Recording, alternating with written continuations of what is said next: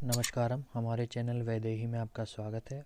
हमारे चैनल को लाइक करें, सब्सक्राइब करें एंड शेयर करें। आज की हमारी कहानी का शीर्षक है श्री कृष्ण के ब्रज सखा।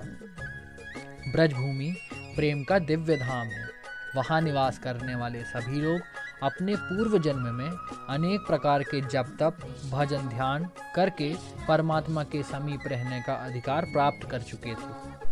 इसीलिए उन लोगों ने ब्रज की प्रेम भूमि में परम ब्रह्म परमेश्वर श्री कृष्ण को सुहृदय के रूप में प्राप्त किया। ब्रज के गोप गोपियाँ, गोप कुमार, गायें, वन के पशु पक्षी सभी प्रेम के मूर्तिमान विग्रह हैं। ब्रज के गोप कुमार तो सख्य भक्ति के अनुपम उदाहरण हैं। सुबल, सुभद्र, भद्र, मणिभद्र, वरुथप, तोक कृष्ण, श्री रामा आदि सहस्त्रों ब्रज सखाओं के श्री कृष्ण ही जीवन थे। उनके श्री कृष्ण ही प्राण तथा सर्वस्व थे। वे सभी श्री कृष्ण की प्रसन्नता के लिए उनके साथ दौड़ते, कूदते, गाते, नाचते और भांति भांति प्रकार की क्रीडाएं किया करते थे। श्याम गाते तो वे तालियां बजाते, कन्हैया नाचते तो वे प्रशंसा करते। श्री कृष्ण की नजरों से दूर होते ही उनके प्राण तड़पने लगते थे। श्री कृष्ण का वे विभिन्न वन पुष्पों से श्रृंगार किया करते थे। श्री कृष्ण थक जाते तो वे उनके चरण दबाते। ब्रज सखाओं का खेलना, झगड़ना, रूठना सब कुछ मोहन की प्रसन्नता के लिए ही होता था। श्री कृष्ण के चेहरे पर क्षोभ की हल्की सी छाया गो बालकों से सहन नहीं होती थी। भगवान श्री कृष्ण दूसरों के लिए चाहे कितने भी ऐश्वर्यशाली रहे हों, किंतु अपने इन बाल सखाओं के लिए सदैव प्राणप्रिय स्नेहमय सखा ही रहे।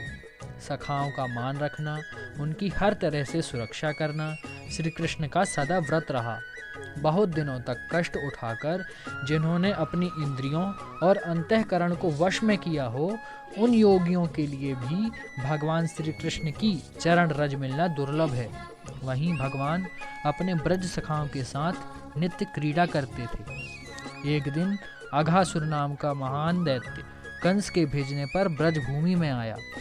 उससे श्री कृष्ण और ग्वाल बालों की सुखमयी क्रीडाएं देखी नहीं गईं। अघासुर पूतना और बकासुर का छोटा भाई था।